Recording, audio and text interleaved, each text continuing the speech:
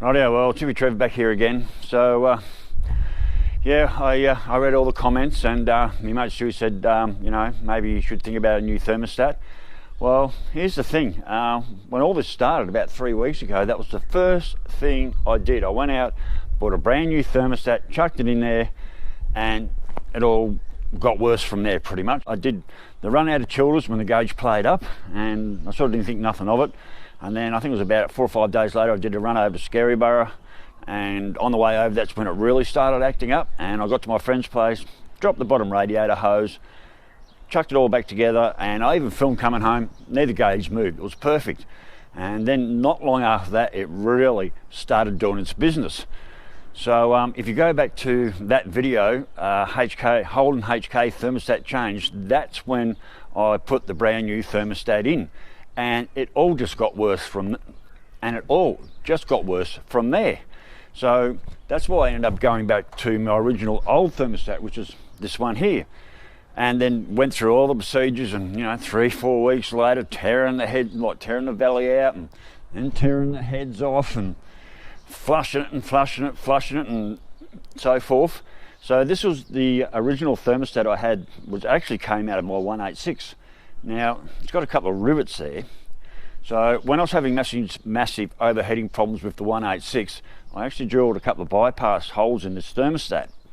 And it turned out that one, I was tearing my hair out for like 9 months, could not solve this overheating problem with my 186 no matter what I did. I changed heads 3 times in a week. I pulled off the head, stuck on the other, tear a head, still no better. Tore that off, put another head on, still no better. As you went down the hill, she got hotter and stuff like that. It turned out I had the wrong water pump and the wrong water pump pulley on it. I must have had a HZ water pump and pulley, and when I was pulling the motor down and flushing it out again, I went to put another water pump on and realised the whole time I'd had a too big a pulley on the water pump, and when I went back to its proper water pump with the smaller pulley, never had an overheating problem since. So I chucked a couple of pop rivets in there, stuck that in the old 186 and ran that for like, well, close to 4 years I think. I ran that for 4 years, never had a problem. So when I got this V8 motor, I knew I could trust this thermostat, chuck it in there, 2 years, never a problem. And then it just all started as we found out. And like I said, if you go back to that original video, which is probably what, about 8-10 videos now ago, I went straight out, bought a brand new thermostat, because that was exactly my first thought. I can't even speak, probably my first thought was change the thermostat. So I did that as I did in that video, and it was worse, and it just, well, we've been on a ride ever since then, and it's been 3 or 4 weeks of heartache and letdowns and so forth and so forth. So anyway, I did that test run today, pulled the thermostat out, and no problem, stuck the 180 back in there, 180 Fahrenheit thermostat, and yeah, wasn't as bad, but literally straight up to 200, passed it one. So anyway, I get home and I'm just sitting there, and I'm just, feeling very defeated. Sitting there having a durry and a cup of tea and a thing, and I thought, hang on a minute. So I went out in the shed, had a bit of a hunt through, and I found a 160 thermostat. Oh, by the way, this is the brand new thermostat I got that I put in after I wanted to replace that one. This is the brand new one I bought.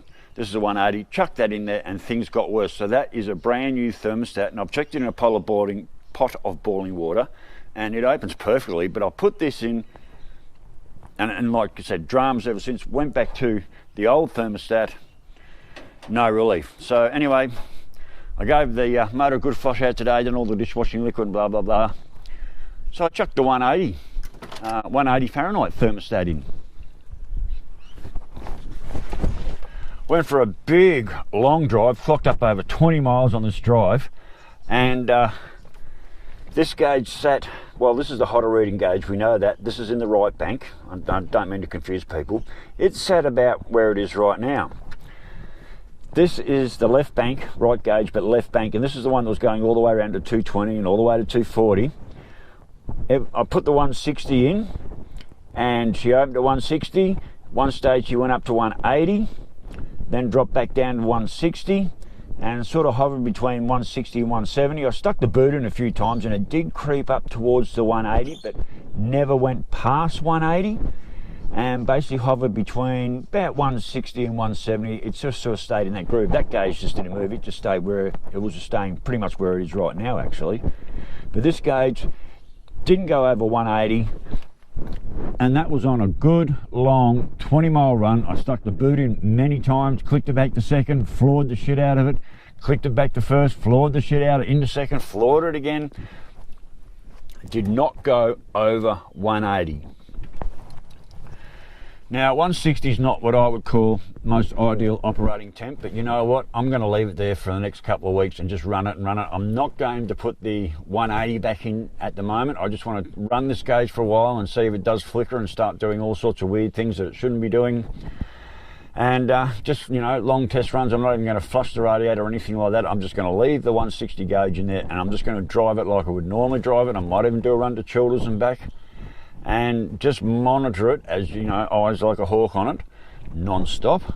So I'm just going to run it, and if that gauge doesn't move around or doesn't do anything it's not supposed to do, I may, after a week or so, drop the 180 in there and see if that makes any difference at all. Come summer, I'd prefer to be running a 180. The 160, I had that in there, I can't remember what motor I had that in, but what happened with the 160, you get to 160, it'd open, and then it go past 160 and it just keep going all the way up. So I think 160s in the heat of summer is a little bit too low. 160 is just a little bit too low as far as opening operating temperature. The 180 works better, so your car comes up to 180, thermostat opens, cools back down, and then goes and basically sits around the 180 and doesn't really move much. And especially when you're dealing, like, you know, up here between 38 and 45, the 180 gauge is definitely worth 100% better than the 160. I found with the 160, once it went past the 160, 170, it just kept going and could not cool itself down. So ideally, the 180 thermostat is the one I want in the car. But for the moment, I'm just going to run this 160, test run, and see how we go after that. So anyway, worlds, I feel like after all my defeats and failures over the last 4 weeks that I've somewhat had a little bit of a win today. So, hi worlds, I'm just going to quickly jump in here before the end of the video. Firstly, I want to say I don't know what's happening with my audio. It's going all over the place. And secondly, I just wanted to add, I was trying to add it in before, but basically, even though I've had all this dramas for the last 3 or 4 weeks, one of the good things that come out of it was I ended up with a, you know, $2,000 worth of heads worth of $600, and I can tell you what, I really can notice the difference with them heads. And yeah, just wait till the extractors go on. But like I said, I don't know what's going with my audio. It's up and down. I'm sorry about that. I might have to invest in some more microphones. They seem to have a short lifespan. But yeah, this whole debacle, and with all the frustration and the defeats and the letdowns and the total just feeling completely defeated, one of the good things that really has come out of it is literally I do have a beautiful set of heads on the motor now, and she's certainly running and I can feel it.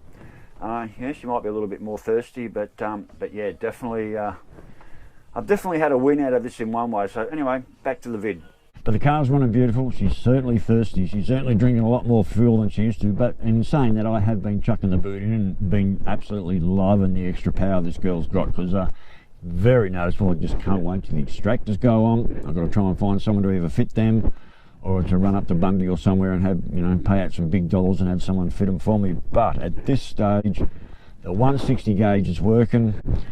We're going to leave that in there, and I'm just going to monitor it over the next week or two, and then maybe I'll switch to the 180 when I don't see any changes in temperature up and down the gauge. I may change to the 180 and see what happens after that. So anyway, worlds, I'm very tired, very worn out, very stressed hippie, but it does feel like I've actually had a little bit of a win today. So anyway, world, stay safe, keep your knees in the breeze, and I'll catch you later. Bye.